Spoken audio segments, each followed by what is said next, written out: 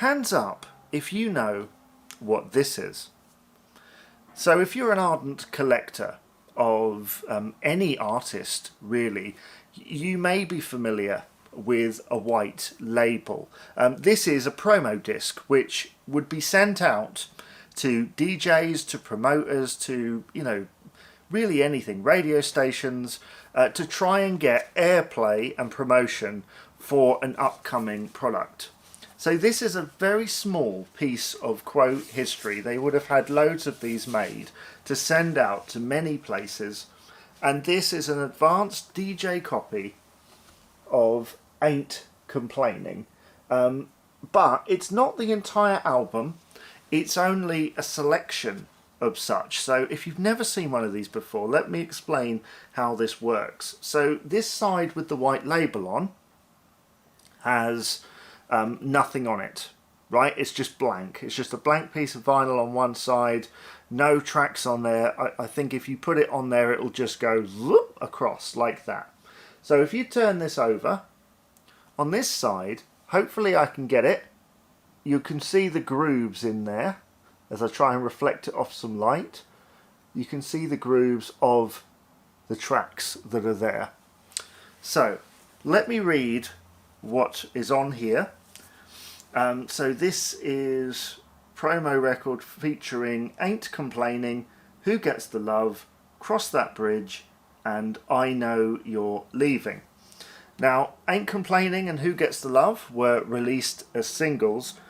Cross That Bridge was, I think, mooted at one point as a single, but wasn't in the end.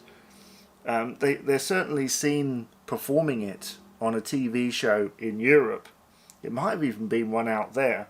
And then I Know You're Leaving was just on the album. But one thing I noticed looking down that track listing, I think they knew, looking for the opening. You ever done that where you're looking on the sleeve for the opening? Anyway, yeah, so you can tell with this album what they were going for. They were trying to go for contemporary. And so with something like Ain't Complaining, it's still got like a classic Quo thing going on, but it's very late 80s. There's sort of that synthy sound going on, that drum sound, very kind of electronic in places, and the kind of sampler intro as well. There's nothing left, there's nothing right, left, right, down, all that stuff. The Stock Aitken and Waterman style stuff. So that was trying to be really contemporary. Who Gets the Love as an 80s power ballad. I Know You're Leaving. I kind of liken it sometimes to like REO Speedwagon or something like that. It sounds more along those lines than your typical Status Quo song.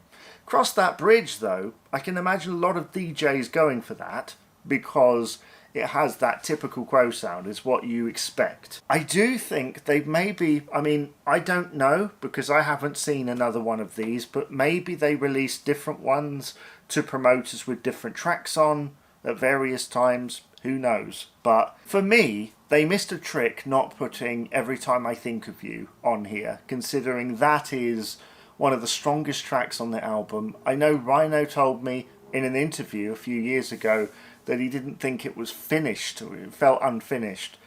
I don't think so. I think it's one of the strongest, and so I think maybe they've missed a trick. Perhaps that would have changed the order of things. I do notice that Burning Bridges is not on here, but maybe they didn't want to promote it yet. Maybe they wanted to wait a little while until it was released around Christmas, wasn't it? So they wanted to bring attention to that at a later stage. At this point, it's about selling the album in general. Maybe if they put like another Shipwreck on there, that would have also changed the game completely, because that is like totally 1980s. And so yeah, it's interesting with these things, isn't it? It's interesting seeing what tracks were put onto here to help promote it to the general public, not just the ardent Quo fan, but also just the casual buyer, So what do you think of this promo disc?